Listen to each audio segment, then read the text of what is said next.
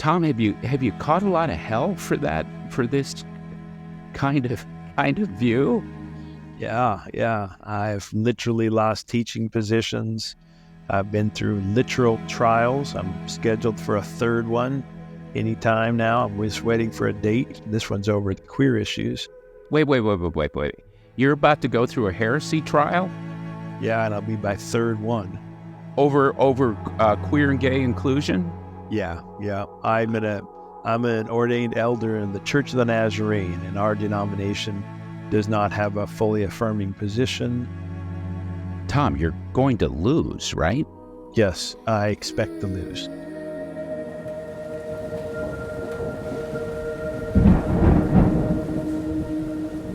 Thomas J. Oord, you are a theologian, a philosopher, a scholar. I think you are definitely an iconoclast. Tom, one of the things that is true with all the Abrahamic religions, I think generally, you would know this more than me, is that traditionally, historically, they have seen God as omniscient. God is all-knowing. But you don't think that God is all-knowing, or you think there's a better way of viewing God as all-knowing. Why is that? How come? Yeah, I think God knows everything that's knowable, but most of the major theologians in church history, not only in Christianity, but in Islam as well, and some in Judaism, have had a particular view of God's relation to time that makes little sense to me. Now, I know most people don't wake up in the morning and say, oh, I wonder what God's relation to time is. It seems like one of those subjects that's really abstract and out there, and people don't give a rip about it. But I think it has real consequences, not only in thinking about God interacting in the world, but thinking about God's knowledge. What can God know, or what does God know? And I'm an open and relational theologian who thinks that God moves through time moment by moment with us. And God knows everything that's happened in the past, everything that's happening in the present, and all the possibilities that could happen in the future. But God can't know with absolute certainty everything that will happen in the future, because the future hasn't yet happened. It's not settled. It's not complete. It's not done. So in one sense, I think God knows everything, but it's just that most people have said God knows the future, and I don't believe that. Yeah, so you and I are both from evangelical backgrounds. I actually grew up in the Northeast Catholic, and obviously Catholics also hold to omniscience, that God is all-knowing outside of time. God knows past, present, future, really all at the same time. So it's not just a theological gymnastics here. You actually think it makes a difference in our daily lives. You think it makes Christian theology and Christian spirituality a different kind of experience versus just the theological thoughts. What is that? Why do you think a God who doesn't know our future and participates in time occasion with us, why is that important when it comes to love, when it comes to evil, when it comes to these challenging, just living the challenging human life? Why is this a better way to look at it? I could probably list a dozen, but let me start with one that you didn't mention. And that is, I think that if God moves through time and the future is open and God can't know with absolute certainty everything that's going to occur, then our lives matter. What we do counts. You see, if God knows the future, that seems like the future is settled and done. But a settled and done future doesn't mesh well with us choosing amongst options moment by moment. Mm-hmm. And it's hard to imagine our lives really are significant. They really matter if we don't have some measure of freedom, moment by moment, in relationship with God, other humans, our world, to make choices that are valuable or not valuable. And when we make valued choices, then I think our lives matter. Yeah, and when you think of the age-old theological question, the existential question of the problem of evil, something evil happens in the world, something evil happens to me, something evil happens to the people I love, or the humanity I care for.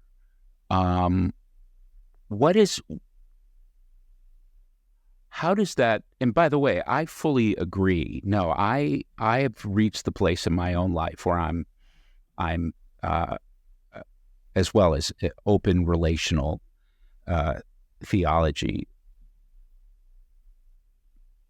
But how does that affect, as we look at evil in the world? I mean, it's one of the toughest theological questions in the world, right? Like, why is there so much crap happening to people or to the people I love?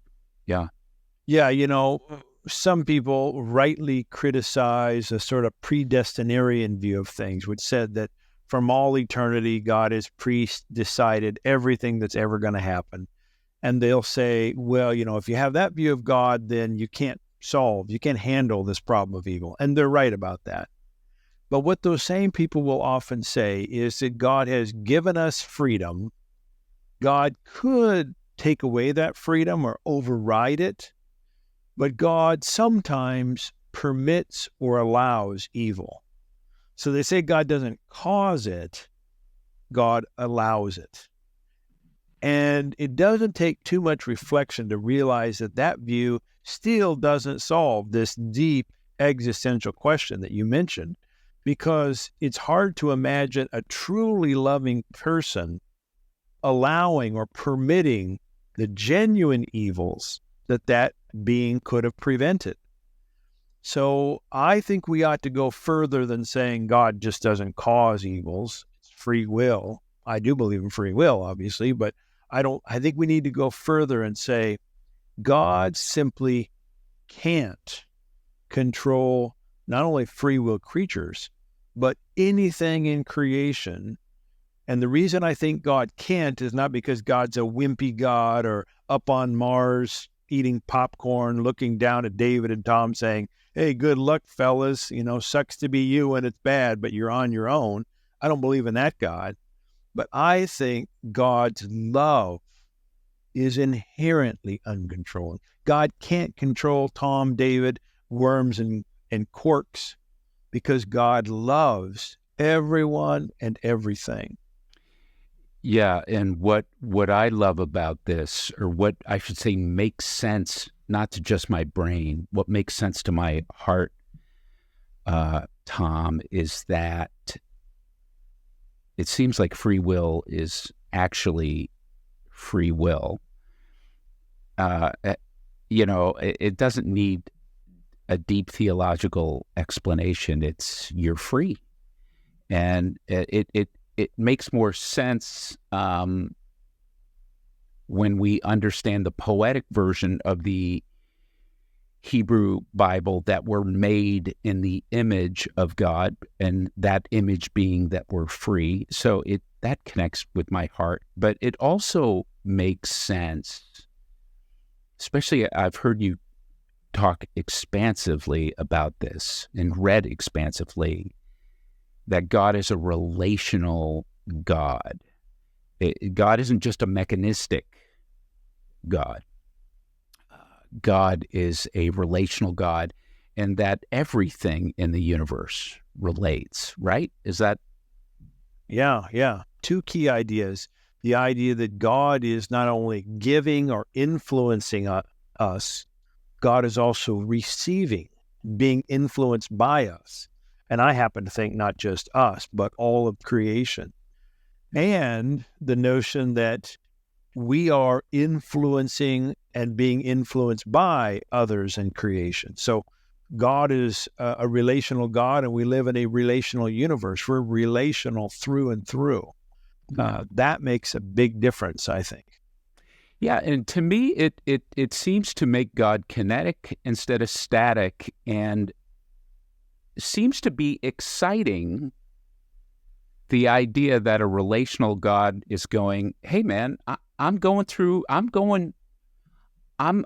the future with you.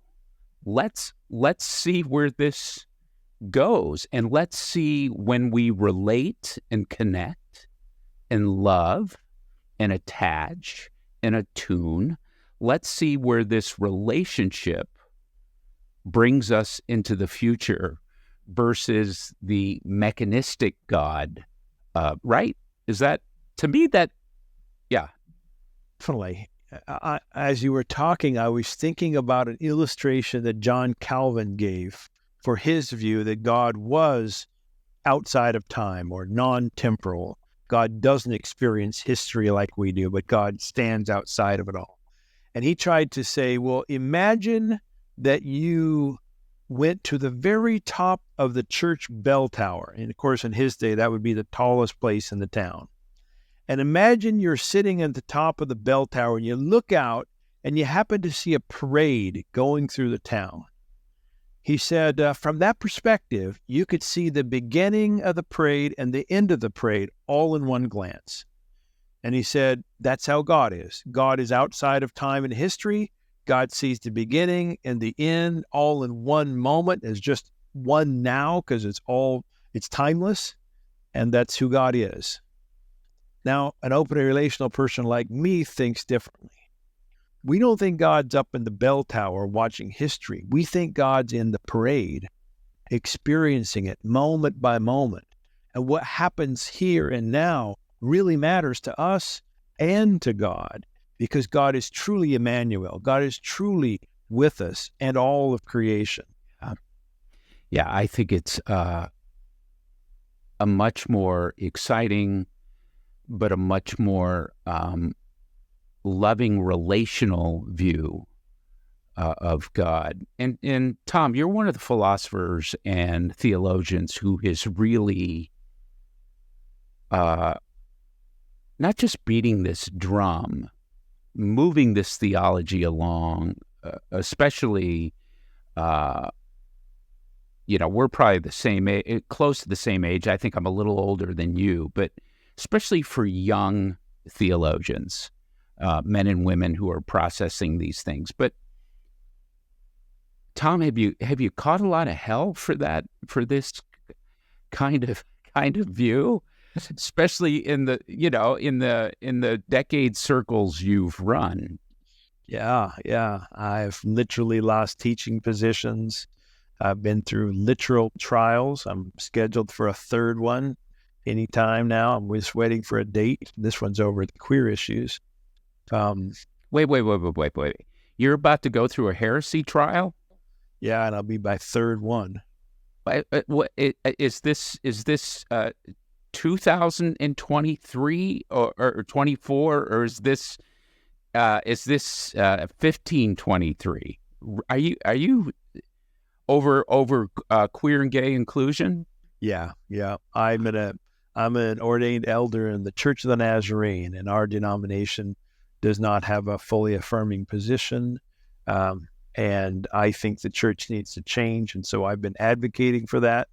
And I've been brought up on charges. I faced a hearing almost exactly 2 years ago on the same kinds of issues, and made it through that without being disciplined, although I was very strong by saying the church needed to change. So I wasn't trying to play, political or legal games. I just said, look, the church is wrong and it needs to change, and they didn't kick me out.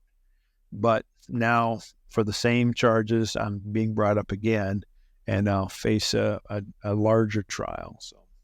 So and I'm not trying to be flippant or dismissive, but Tom, you're going to lose, right? Yes, I expect to lose. Yeah. And, I have plenty of friends who walked away from this denomination to other places who think like I do. And they've chosen not to go through the hassle of a trial and all of the public being like what's that analogy? A volleyball, getting hit back and forth. And I respect that, and I understand that. Don't have any problems. But I feel like I'm in the kind of position and have the kind of, I'll just say the kind of temperament that I want to try to open paths for those who come behind me in the denomination. So even though I kind of expect to lose the trial, I think it might be worth going through the exercise for the sake of those who come behind me. Yeah. So you choose to stay not for a martyr complex. You choose to stay to really make a teaching injustice a love point, correct? A love point. That's one of the major arguments that I'll be making in my case. The Church of the Nazarene is part of the Wesleyan tradition. Right. So like the leading figure is John Wesley, and he's widely known for being a theologian of love. And so I'm arguing, look, if we're really going to be those who are committed to love, we got to change our views on human sexuality. Otherwise, we're not staying true to who we are or who we ought to be. Yeah. We obviously re-met last, a couple of years ago in Denver. But Tom, I don't know if you remember the first time we met. And I was working on a master's at Harvard in religion, and I was doing some research on evangelical institutions, their statements of faith, and scholars and academics who had reached a place where they no longer could sign those statements of faith, and they were either fired, put on trial, or forced to resign. And so I started gathering the list of those, and you were one of them. And I don't know if you remember, you and I. Oh, yeah, I do. Yeah. Yeah, you let me interview you. In those days, the queer issues, I had the same view on queer issues then that I do now, but those weren't at the fore in the back in 2015 or so. That was more an instance in which a college president was throwing everything possible at me to try to get me pushed out, and so I had to answer 66 different questions related to theology. I was a threat. Wow. What, were your parents in this denomination? Did you raise your children in this denomination? Were you married as a young man in this denomination? How has all of this been on family, friendships, marriage, colleagues? What's this been like? Yeah, my mother was raised in the Church of the Nazarene. My father was Dutch Reformed, but when they got married, my father, we went to a Church of the Nazarene. My father was a really good basketball player, so he played for lots of church teams and became ecumenical through basketball. Mm-hmm. But I was raised in the Church of the Nazarene. I was a part of some other groups during college, but then became an ordained elder after college and was in pastoral ministry for 10 years, taught at Nazarene institutions for 15 years. Did you ever teach at Trevecca here in Nashville? I didn't have a paid position, but I've lectured there. And in fact, I was at a conference there in March of this year, so not too long ago. My wife has been a major supporter in all of this. Yeah, she is. She's not as theologically sophisticated as I am. She is, but she does think about theology, and going through these ordeals has been difficult on her and on me, especially the one that you talked to me about in the past, 2015, because I lost my job, I lost my livelihood. It was difficult to find another job that had, similar sort of focus. I eventually did, and now I direct a doctoral program at Northwind Theological Seminary. But she's been very supportive. Although a few years ago when I had to go through the hearing, I was informed, let's see, I got to get my math together here.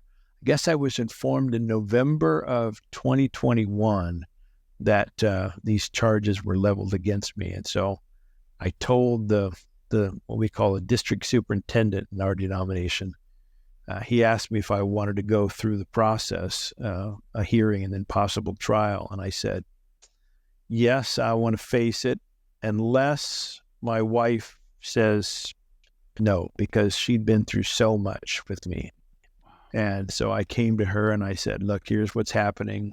I feel like I need to go through with this to stand for what I think is important, what you and I both believe. And she was very supportive. It was easier then because my livelihood wasn't on the line the second time like it was the first time. But even more so, she and I have been through the fire together. And kudos to her for her courage in the midst of all that. Yeah. What's this? What about children? I imagine your children are grown at this point? Yes, I have 3 daughters. My oldest still attends the Church of the Nazarene. My other 2 don't. It's been hard on all of them, but especially my second child. She was actually at Harvard back when you were interviewing me as an undergraduate philosophy major. Oh, wow. At the college. Wow. Yeah. So, it's had taken a toll on the kids. But they've known early on that their dad believes in love so greatly that he's willing to take risks. I mean, we talked to them about queer issues when they were very young, and they knew that their parents had a different view than what the denomination did. So it wasn't sort of hitting them, at least the latest stuff didn't take them by surprise. Yeah. And Tom, would you say, I love how you said that. Would you say what drives or animates your theological positions away from Reformed theology, historic Protestant, Wesleyan theology, would you say it has been love? Would you say because I think love is ultimately, I think it's the energy of the universe. I think it is the cornerstone of Christian spirituality. But has it been love that has driven all these things? Yes, definitely. Yep. Love is, that's why I still believe in God and I'm a Christian. It's the primacy of love. In fact, I was just thinking recently that when I was younger, I was a Christian, I was an evangelist. I was real gung-ho. And I was a Christian first and a person who tried to love second as a result of being a Christian. And now it's the opposite. I'm a lover first, but I'm a Christian because I'm still attracted to that Jesus guy and the way love, there's some ideas in Christianity about love that I find attractive. I still need community, and so that's important to me. Yeah, love has been my motive for these risks, these things I've done. Love is not only the motive in terms of me wanting to live a loving life, but also it's I want an intellectual framework with love at the center. Yeah. It's a beautiful thing to hear you say, and I hope it's a point you attempt to make in your heresy trial. Yeah. I still can't believe I'm talking to somebody in 2024 who's about to face a heresy trial. It's weird, but I try to see things. I try to look at the way my opponents look at things and try to see the world from their perspective. And from their perspective, they think ideas matter. And I also think ideas matter. And they think the ideas I have are impure, unorthodox, outside the pale of what's acceptable. I think they're wrong about that, but that's their motive. And so I think the best reading or best interpretation is they want to do things that they think are right. Now, it's up to me, I think, to try to show that they've got the wrong presuppositions or assumptions, that if you start with love rather than trying to obey a set of rules or particular interpretation of legal standards or documents in Scripture or the denomination, if you start with love, you're going to end up in a different place. But it's up to me to try to make that case. And, maybe some people have been convinced by my arguments and others haven't. So we'll see what happens. Yeah. Wow. And when does this happen? When does it actually happen? Well, I was given the charges last summer and told the trial would be in the fall, but didn't hear a single thing until early March of this year. And then in that note from what we call a general superintendent in my denomination, they said the trial would be very soon. What very soon means, I don't know. Tom, you mentioned this earlier, but I'm going to come back to it. And I think it's a very iconoclastic idea, and it's your whole notion that God can't do some things. Again, not only in our Christian heritage, or certainly our evangelical heritage, not only has God been omniscient, God is omnipotent, all-powerful. So the whole idea that there's absolutely nothing that God can't do. And yet you challenge that as well. And you as well think holding on to a view that really developed, maybe in the 5th or 6th century. It wasn't a notion that developed in the apostolic era. It really developed in the late patristic era, correct? I mean, a good 500 years after Jesus. So why don't you think God is omnipotent, and it's not a danger or a threat to God being God that God is not omnipotent, and it's actually healthier for our spirituality to not hold God as all-powerful? Yeah. Well, let me answer that by giving 3 points that are basically 3 chapters of a recent book I wrote called The Death of Omnipotence and the Birth of Omnipotence. The first point is this: neither explicitly or implicitly does the Bible ever say God is omnipotent. There's no word in Greek and Hebrew for omnipotence. In fact, the word from which omnipotence eventually comes in Latin derived from a Greek word called pantocrator. And that word was invented to try to capture 2 Hebrew words, one Shaddai and the other Sabaoth. Shaddai means something like breasts or breasted one or the mountain one, and Sabaoth means like the host or the leader of hosts. And so these 2 Hebrew words, which don't mean omnipotence, were translated into Greek into what's called the Septuagint, which is a document written before the New Testament, but after the Hebrew Scriptures. Right. As the word pantocrator. Pan meaning all, crater means something like holding. And then that word pantocrator shows up 10 times in the New Testament, 9 in the book of Revelation. Pantocrator doesn't mean omnipotent. All holding is real not quick, the same as omnipotent. Does that word show up in the Gospels? It doesn't, does it? No, not in the Gospels. Right. 9 times in Revelation, only once did the Apostle Paul use it. Right. And he is quoting the Septuagint, not the Hebrew Scriptures. Right. And it never shows up in Jesus's teachings in the 4 Gospels. Never. Nope. So we get the word omnipotent from an early Latin figure named Jerome. He looks at the word pantocrator, not at the Hebrew words, but the word pantocrator, and it says, and sees it says all holding, and he goes with omnipotens, all influential or all powerful. And that word then is inserted into the Latin scriptures, what we call the Latin Vulgate. It's inserted into all of the major creeds, which are in Latin. So, I believe in God the Father Almighty. In Latin, that means omnipotent. And that word omnipotent, it just takes off, not just in Christianity, but in parts of Judaism and in Islam. And that comes to mean, in later renditions, either the idea that God is controlling everything, or that the idea that God has all power, or something similar.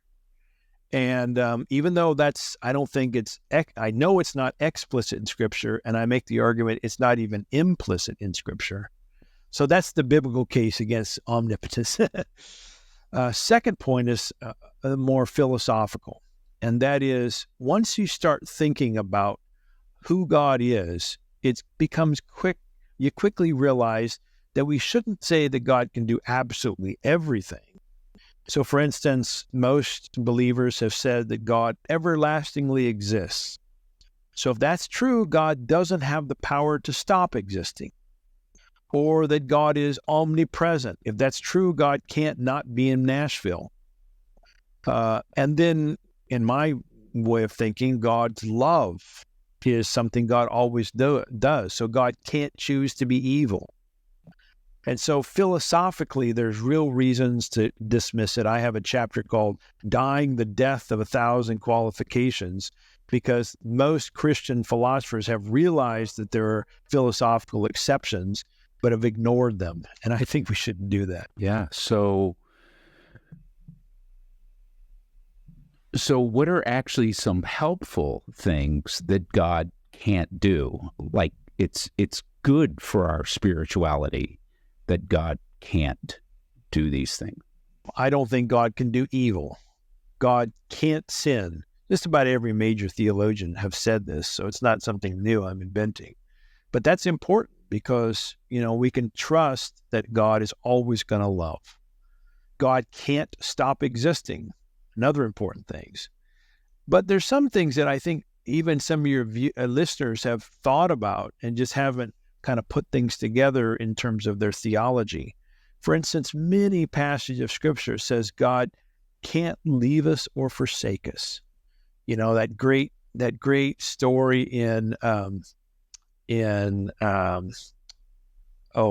why is it blanking? What's the story of the guy who his lover abandons him, and there's a whole book in the Hebrew Scriptures about this. Why can't I think of it? I'll think of it in a moment. Anyway, the text has God saying, I can't leave you. I can't abandon you. And I think that's really important when we think about the difficult times we're going through, that we have God with us in a supportive kind of role, and a role that encourages us and empowers us. So those are real practical things that God can't do that I'm happy God can't do. Yeah, and then back to how omnipotence relates to omniscience, that God is or is not outside of time. As people live on a day-to-day, just this past week, I did a hospital visitation of a father who's laying in bed facing a brain tumor. This is a good guy. This is a good man. And so his story is not unusual. These kind of hellish stories are all throughout the world, all throughout time. There's war, there's famine, there's disease, there's abuse. So humankind is always facing these things, saying, God, please God, please do something. So how does this affect love in the problem of evil, and how God goes through life with us on occasion versus this is a God who knows the future? Yeah. If I understand your question, I would answer it this way. I think God is always acting at the very utmost in every situation but God's acting is loving and therefore uncontrolling. A friend of mine named Russ Dean, he lives down in the Carolinas. Maybe he'll be at this conference you and I are attending soon. He likes to say, God does everything God can do, but God can't control. Yeah. So this isn't the God who sits on the sidelines. But this is also not a helicopter God who manipulates everything you do. God is always acting, calling, empowering, inspiring us and all creation. And for me, that's super hopeful. Like sometimes I'll lay out this vision of a God who can't control others, and people say, well, what hope do I have?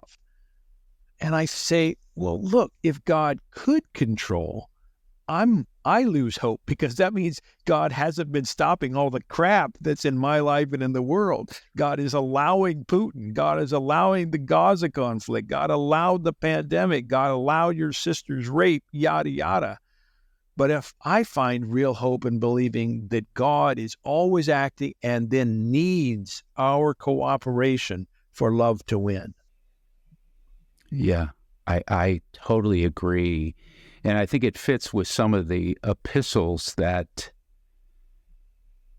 God is ultimately retelling the story. He's in the story. It unfolds.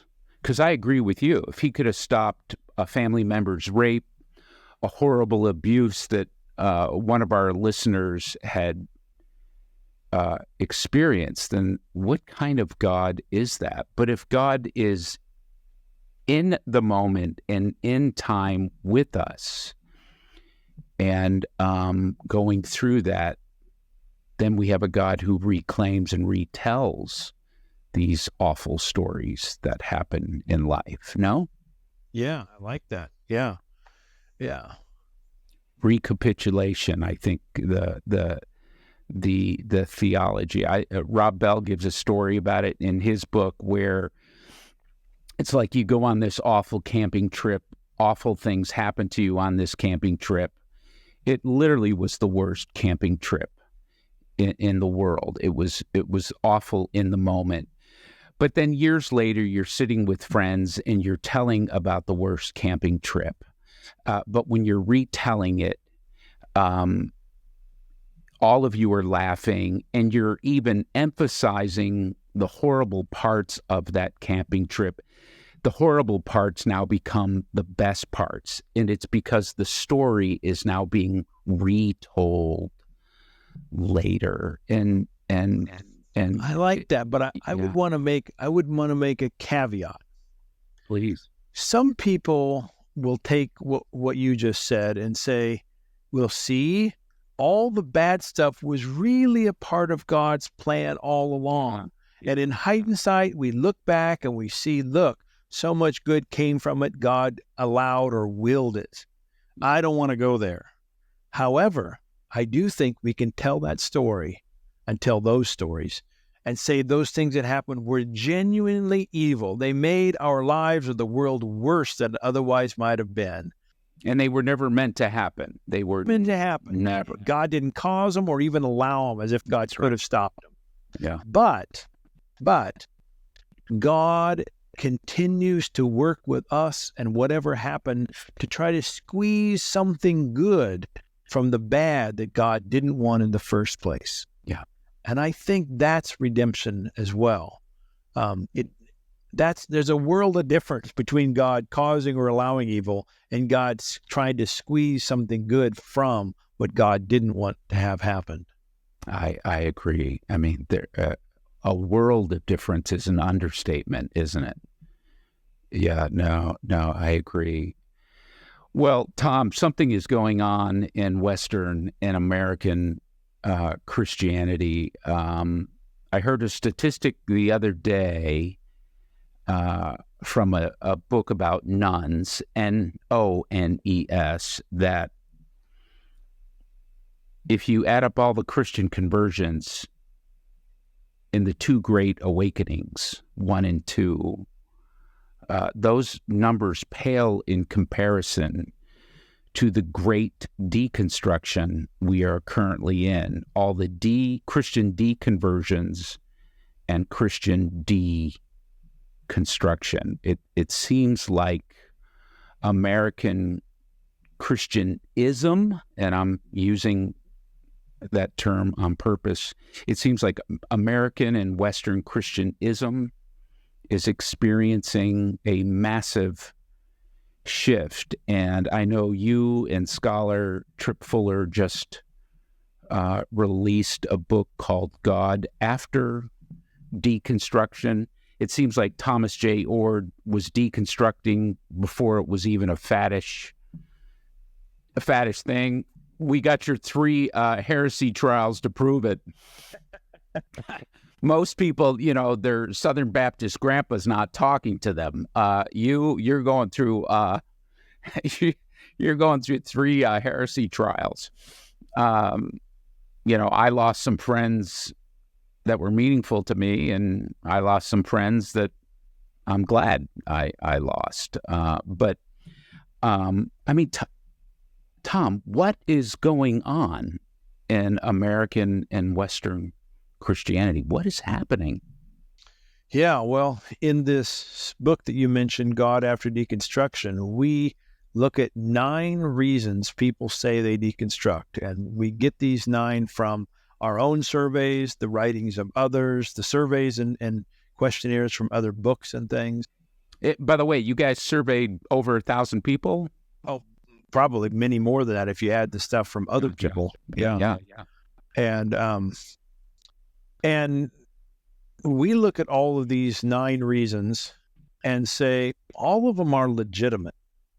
Like, the people who say, well, people are deconstructing just because they want to have more sex or something like that. Maybe that occasionally happens, but the vast majority of deconstructions are much more serious than that. They're about things like, I just can't believe in God anymore, or the way the church is following Trump makes no sense to me, or I'm queer and I'm no longer accepted, et cetera, et cetera. We think they're all legitimate, good reasons to walk away from faith or walk away from God. But we also think there's a different way to think about God and the world that we've been talking about the last hour or so, open and relational theology. So in this book, we lay out the 9 reasons people deconstruct and then offer another vision of God that overcomes the legitimate reasons people can't stay in the faith anymore. Yeah, I was going to say your title itself is provocative, because there's not just deconstruction happening, right? There's deconversion happening. So, Tom, is there a God after deconstruction? Let's even say it. Is there a God even after deconversion?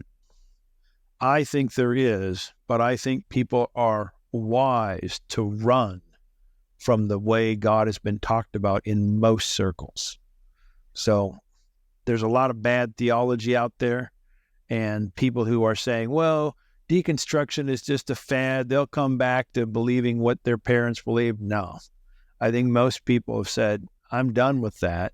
But, and the surveys show this, not only at Pew Research, but many other surveys show that people who are nuns still believe in God or the divine or a higher power or some kind of transcendence. Yeah. And that makes sense to us. So then the question becomes, well, then how should we best imagine or think about or talk about this divine, this God, this transcendence? And I think that's where the book has some constructive things to say. Yeah. Good. And I'm sure, Tom, with you and Tripp's research on this book, as you're both scholars, I'm sure you've listened to plenty of evangelical apologists and biblicists talking about deconstruction. What do you think they're missing? What do you think these classic evangelical biblicists are missing as they give their take on why deconstruction is happening massively? Yeah, I think the representative of that group that I'm going to point to is a new book from Alyssa Childers and Tim Barnett called The Deconstruction of Christianity. And they say a lot of things in that book, but I think fundamentally what they and most people like them are worried about, or maybe worried about, let me say that sentence differently. I think fundamentally what those folks are most concerned about is they want desperately to have a sure, certain foundation that they can rest their claims on. They think the Bible provides that. So they don't want to have any doubts, set aside any real doubts. They might allow for minor doubts, but kind of fundamental doubts. No. The Bible is going to give us a sure and certain foundation from which to build our lives and understanding of God and the world. And, some people don't look to the Bible. They look to their denomination or their tradition. Some people look to a particular person, their pastor or their grandmother. But a lot of people want that rock solid thing they can count on. And then they actually read the Bible. Then their pastor, has some moral failures. Then their denomination doesn't treat them well. And that foundation is taken away. And we think that's good because we don't think there are rock solid, 100% sure, certain foundations. The Bible isn't that. No theology is that. No denomination, no pastor, no grandma. We think that we're on an adventure in which we can't be certain about the things that are most important, like God, like love, like community. But that's okay because we're supposed to be believers, not certainters. That's right. We're not throwing it all up to absolute mystery saying, well, believe whatever you want. Every idea is as good as another. We're not there either. We think we move through life making decisions that are plausible, less or more plausible. And that way of going about things means that you can take seriously science. You can take seriously what, social sciences and culture says. You can take seriously the Bible. You don't have to throw out the Bible. You just have to think about it differently, tradition, etc. But you don't have the kind of certainty that so many people still want that you mentioned in your question. Yeah, and I'm familiar with the book you speak of, and I think Josh McDowell's son, Sean McDowell at Biola, has a book coming out. So obviously on the evangelical side, they are feeling the great deconstruction. They're feeling it. I just find they just are throwing the same fuel, reformational Protestant, really post-Civil War evangelical fuel in their biblicistic defense. And that will work for a short period of time. It convinces people for a short period of time, but inquiring minds start having family members who are queer, and they say, this doesn't work. Well, I think it, to use an old analogy, I think it's convincing the choir to stay in the choir. I don't think it's not going to, here's the deal, Tom. When I listen to them describe what deconstruction is, I sit there and listen, go, I don't disagree with anything. Like when they go, progressive Christians think this, or people going through deconstruction think this, I'll sit there and listen and go, yeah, that is what I think, or yeah, that is not what I hold on to anymore. I don't disagree with that. And then they just double down on their biblicistic orthodoxy. But I'm going to chance something with a scholar here. And what do I know? I'm just a reverend. I'm just a minister. Yeah, I know in the Barnett and Childers book, when it comes to scripture, they want to give the readers an either or choice. And I don't like either options they give us. So they want to say either you have an objective standard outside yourself that you can count on as 100% true, and for them that's the Bible. Or they say, you just have your own view. It's your own subjective experience, as if, it's just you're making it up in your head. And I don't think either one of those is the best way to go, because I think everybody who comes to the Bible comes to it from their own experience, their own background, their own biases, etc. No one has a purely objective view of the scriptures.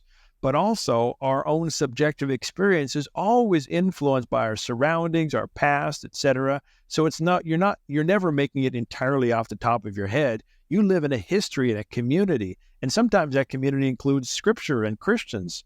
So it's an either or choice that neither one of them is really making sense. What we ought to do is do our very dead level best to bring together our experience, the world, scripture, etc., into trying to weave together a coherent framework to live life well, to flourish, to love.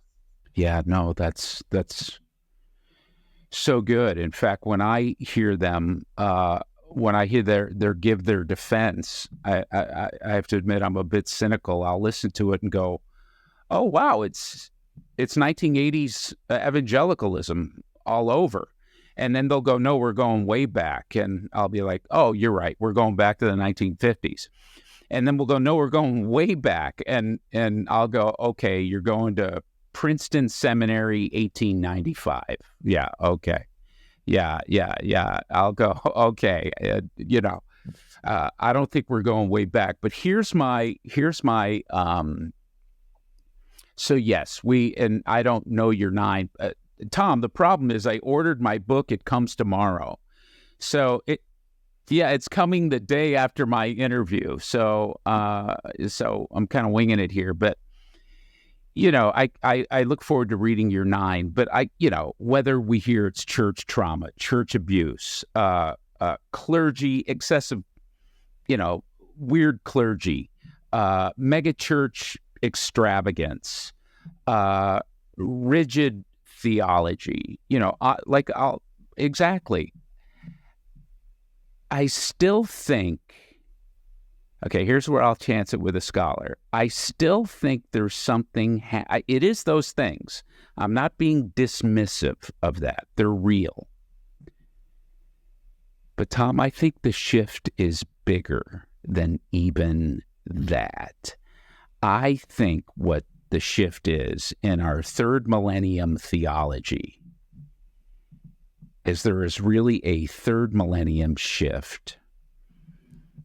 I think it's the breakdown of classical theism. I think it is the breakdown of it's not plausible to believe in a supernatural God. And part of Christian theology, or certainly the Abrahamic religions, you could even say Hinduism, is that supernaturalism is a product of the ancients. And I think we've been taught to believe, well, you can't have the divine and you can't have a God without supernaturalism. What do you mean? It's like, no, God is even beyond supernaturalism. And I think it's the breakdown of that. Tom, how similar is open and relational and process theology to panentheism? How are they similar? How are they different? And have you had conversations with Philip Clayton at Claremont? Yeah, Philip and I are very good friends. We co-taught a course at Harvard. So yeah. Oh, wow. Yeah. Go almost Crimson. All of the open relational process people are panentheists. Right. Now, panentheism comes in various meanings and forms, but yeah, we're sort of leading the way when it comes to panentheism. Yeah. So I think, and I'm a panentheist. I think panentheism is beyond classical supernaturalism. And that's what I think deconstruction. What do you think of? Again, I'm just a minister, a reverend. I didn't go beyond a master's, Tom. I don't have a PhD. So, Am I cockamamie here? Is my thinking nuts here, or what? Well, first of all, let me say I love that you think classical theism is at the core of the major problems, because I'm totally on board with you. So that's big. And classical theism typically means the idea that God is not relational. God is unchanging in all respects. God is outside of time. And finally, the last one is the most difficult, but it's there. God is simple. And by simple, it means that God has all the attributes can't be distinguished. Right. So it's another way of saying unchanging, but in terms of who God is. Now, if you live... It's actually, you're probably better on the history, that it's actually a Greek philosophical notion, right? Right. Yes. I like to say it, and I think even my classical theist friends will agree with me. We open and relational folks have the majority of the Bible on our side. The majority of the Bible portrays a God moving through history in real relationship, really affected. So, we got most of the Bible with us. Anyway, so you got this classical God. If we throw omnipotence in there too, in terms of interruptions, then, I think you and I are on the same page here. That view of God just doesn't mesh well if we live in an evolutionary world. Right. If we think what's most important are our relationships of interactive love, if we think our lives actually matter and we have purpose and we can make a difference, if we live in a world in which the climate is having problems and we're part of the reason for that problem, we have to try to change that, et cetera, et cetera.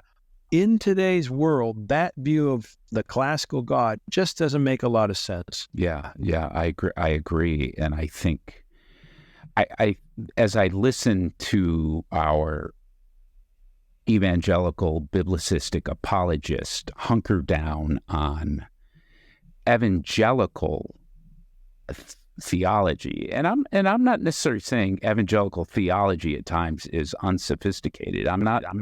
Oh yeah, there's some sophisticated versions. Yeah, I'm not saying it isn't, but it just doesn't seem fitting as we go into a third millennium. So Tom, here's the deal: you and I won't make it to the end of the 21st century. You and I will be gone by then. But as I've been asking others, what happens to Christian spirituality in the 21st century? Yeah. Well, since I'm a person who doesn't even think God knows the future, I don't want to pretend like I do. Sure. But I can see a number of scenarios playing out. Some of them involve Christianity fading away. But I do think I'm still enough of a person to think that there are certain core notions in Christianity that are going to continue on, even if it's under another label. And love is one of those.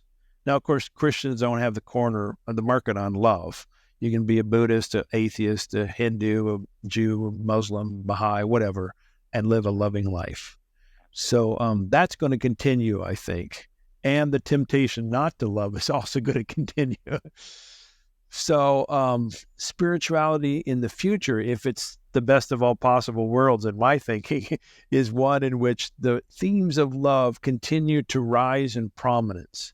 And we see the problems with nationalism, with tribalism. We see the problems with consumerism. We see problems with the kind of approach to not caring about things that are not human, our greater environment. So, well, I don't know if that's going to happen, but that would be the world in which I hope begins to emerge. Yeah. And, you and I chose to stay in this.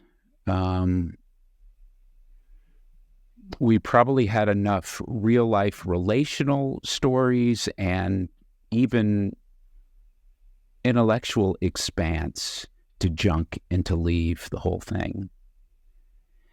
And for me, Christian spirituality is also my language. I'm not saying it's the only language. My best friend is Jewish. One of my best friends here is a Jewish rabbi, and he has his own spiritual language from his own tradition. I don't need to convert him to mine.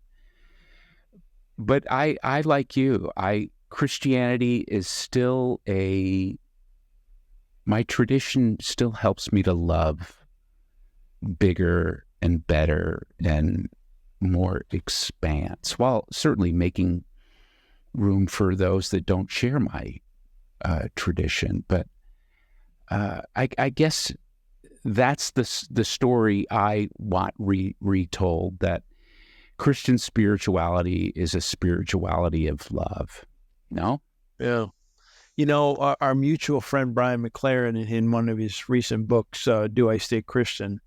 One of the chapters, he says something like, if I leave Christianity, where am I going to go? And for some reason, for some people, it probably is important for them to leave their local community, their Christian community, and find a healthier place. And for some, it may even mean leaving Christianity.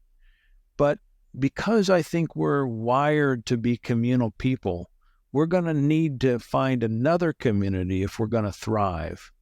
And so one strategy, apparently it's the one you and I are aiming for, is to try to reform the communities we're in, try to make them healthier.